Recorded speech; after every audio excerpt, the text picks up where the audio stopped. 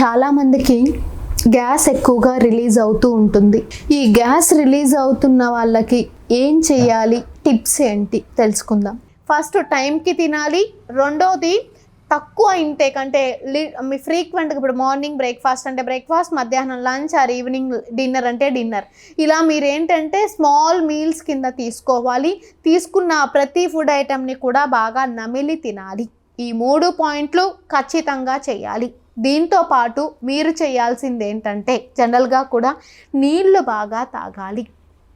మీకు అలా chest tightness అనిపిస్తున్నా, పొట్ట బాగా బ్లోటింగ్ అనిపిస్తూ ఉన్నా ఫస్ట్ వెంటనే 1 గ్లాసో 2 గ్లాసులో వేడి నీళ్ళు బాగా తాగేయండి.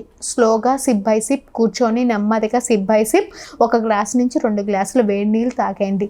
ఎప్పుడైతే వేడి నీళ్ళు తాగేస్తారో ఆటోమేటిక్గా లోపల ఉన్న గ్యాస్ బ్లోటింగ్ అంతా ఇటు తేపు రూపంలో బయటకు వచ్చేస్తూ ఉంటుంది. రెండోది, మనం ఏం చేయాలంటే నిద్ర లేచిన వెంటనే లీటర్న్నర లూక్వామ్ వాటర్ తాగినట్టయితే మనకి ఆ పొట్టలో ఏదైనా గ్యాస్ ఉన్నా సరే, పేగుల్లో ఏదైనా ఉన్నా సరే అది మనకి మోషన్కి వెళ్ళేటప్పుడు రిలీజ్ అయిపోవడం అలా జరుగుతూ ఉంటుంది. నీళ్లు బాగా తాగితేనే గ్యాస్ ఫస్ట్ బాగా రిలీజ్ అయిపోతూ ఉంటుంది. మీకు వాము దొరుకుతుంది కదండి, వాము. ఈ వాముని ఇది వరకు రోజుల్లో చూసినట్టయితే వాటర్ కింద తయారు చేసేవాళ్ళు. ఎలా? వాము, జీలకర్ర ఇలా రకరకాల సబ్స్టెన్సెస్ వేసి, అంటే అందులో ఆ ఇంగ్రీడియంట్స్ అన్నీ వేసి బాగా మరగనిచ్చి ఆ వాటర్ని వామ్ వాటర్ కింద స్టోర్ చేసుకొని పిల్లలు కడుపు నొప్పి అన్నా, నులి పురుగులు అంటున్నా, లేదా ఇలా మనకి కడుపు బ్లోటింగ్ అనిపిస్తూ ఉన్నా, సో ఇలా రకరకాల సమస్యలకు ఆ వామ్ వాటర్ వాడేవాళ్ళు.